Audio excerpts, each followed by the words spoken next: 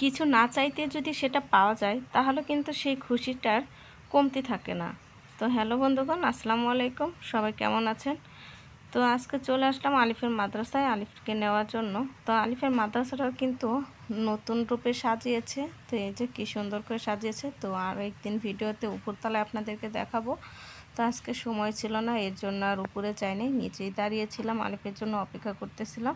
তো এই যে আলিফের মাদ্রাসা ছুটি হয়ে গেছে আর সব বাচ্চারা এক এক করে নিচে নামতেছে। তো এই সময় যদি গার্ডিয়ানরা আমরা উপরে যাই তাহলে বাচ্চাদের নিচে নামতে অনেক সমস্যা হয় বা পড়েও যায়। তো এর জন্য আর উপরে যাই না আমরা। তো এই যে আমরা এখানে দাঁড়িয়ে বাচ্চাদের জন্য অপেক্ষা করতেছিলাম। তো সব বাচ্চারাই আসতেছিল আর বাচ্চারা এই যে ছুটির পর যে আসে, যে কি সুন্দর একটা দৃশ্য, এই দৃশ্যটা আসলে অসাধারণ একটা দৃশ্য। এরকম দিন কিন্তু আমরাও পার করেছি।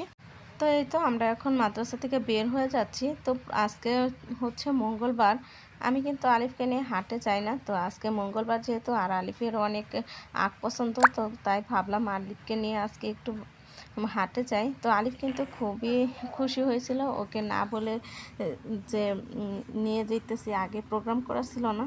তো ওর মাদ্রাসা থেকে একটু ভিতর দিয়েই 2-3 মিনিট গেলেই হাট, ভান্ডারা বাজারের হাট। তো আমরা সেখানে যাচ্ছি আজকে হাটে। তো আলিফ আমাকে রাস্তা দেখিয়ে দেখিয়ে নিয়ে যাচ্ছে যে এই দিকটা আসো। তো আমি কিন্তু সব রাস্তাই চিনি। তো এই দিক দিয়ে 2-3টা রাস্তা আছে। তো ওর যেটা ভালো লাগতেছে ও আমাকে সেই রাস্তা দিয়ে আনতেছে। ও আমাকে এক এক দিন এক এক রাস্তা দিয়ে নিয়ে আসে, বলে যে আসো আমি তোমাকে রাস্তা চিনিয়ে দিই, চিনিয়ে চিনিয়ে নিয়ে যায়। তো এই জিনিসটা কিন্তু খুবই ভালো লাগে আমার, যে আমার ছেলে আমাকে রাস্তা চিনিয়ে নিয়ে যায়। তো আল্লাহর কাছে দোয়া করবেন সবাই, যেন আমার ছেলে বড় হয়েও যেন এইভাবেই আমাকে রাস্তা চিনিয়ে চিনিয়ে নিয়ে যায়, হাত ধরে নিয়ে যায়। তো এই অবশেষে এই যে আমরা হাটে এসে পড়েছি। আর এই যে হাটে দেখেন অনেক কিছু। আর এই যে সুপারি, তো সুপারি গন্ধ এইখানে। তো এখানে আয়সা বলতেছে এইখানে এত গন্ধ কেন? তো আমি বললাম যে এটা হচ্ছে সুপারি গন্ধ, ময়লার গন্ধ না। ও ভাবছিল যে ময়লার গন্ধ। তো এই যে এই হাটে কিন্তু অনেক কিছু ওঠে। আর এই হাটটা কিন্তু সচরাচর দেখা যায় না। আগে কিন্তু গ্রামে কিন্তু বাজার ছিল না, সপ্তাহে একদিন হাট বসতো। সেই হাটেই কিন্তু সবাই বাজার করতো। তো আমরা যখন ছোট ছিলাম আমাদের গ্রামেও কিন্তু তখন হাটের দিনে হাট করতো, আমাদের বাড়ির পাশে হাট ছিল। তো সেই হাটের দিনটা এই যে এইদিকে দেখতে পাচ্ছি এখন এইদিকে। তো সেই ছোটোবেলার কথা মনে পড়ে যাচ্ছে হাটে এসে।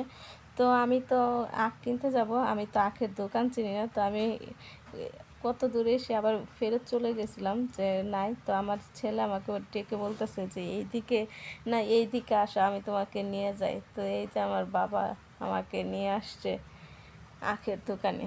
তো ওর বাবার সাথে আসে, তো এর জন্য ও চিনে। আর আমি তো এতটা আসি না, এর জন্য আমি এগুলো চিনি না আসলে। তো এই তো আমার বাবাটা এখন ওই দোকানদারের সাথে কথা বলতেছে। তো দোকানদার ওনাকে ডেকেই এটা ওটা জিজ্ঞেস করলো, কথা বলল। এবং উনি এখন ফোনে কথা বলতেছে দেখে উনি আবার আরেক দোকানে গেছে কথা বলার জন্য, যা কীভাবে কি। তো যাই হোক, আমরা প্রথমে যেই দোকান থেকে দাম করছিলাম কথা বলছিলাম সেই দোকানে নেব। আর এই দোকানে আখের দামটাও একটু বেশি চাইছে, তো এর জন্য আর এই দোকান থেকে নিলাম না।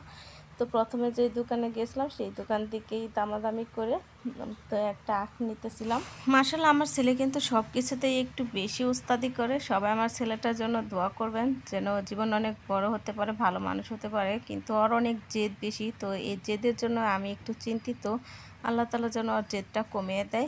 আমার ছেলে জেদি হলেও কিন্তু আবার হিসেবে আছে, ওর আবার সব দিকে খেয়াল আছে। ও দেখতেছিল যে আখের 6টা পিস হয়েছে না, আমাকে কিন্তু ওয়ার্নিং দিতেছিল যে 6টা পিস না হলে কিন্তু তোমার আর একটা আখ নিতে হবে। তো আমি বলছি আচ্ছা ঠিক আছে, দেখো কয়টা হয়েছে।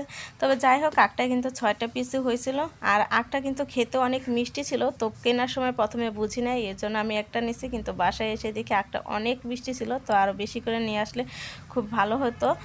তো আজকের ভিডিওটা আমাদের এই পর্যন্ত। এই ছিল আমাদের মা ছেলের হঠাৎ করে হাটে এসে আলিফের পছন্দের আখ কেনা। তো জানি না ভিডিওটি কেমন লাগলো। তো সবাই ভালো লাগলে একটা কমেন্ট এবং লাইক করবেন এবং পাশে থাকবেন আমাদের মা ছেলে। তো সবাই ভালো থাকবেন, সুস্থ থাকবেন। তো সবার জন্য দোয়া এবং শুভকামনায় রইল।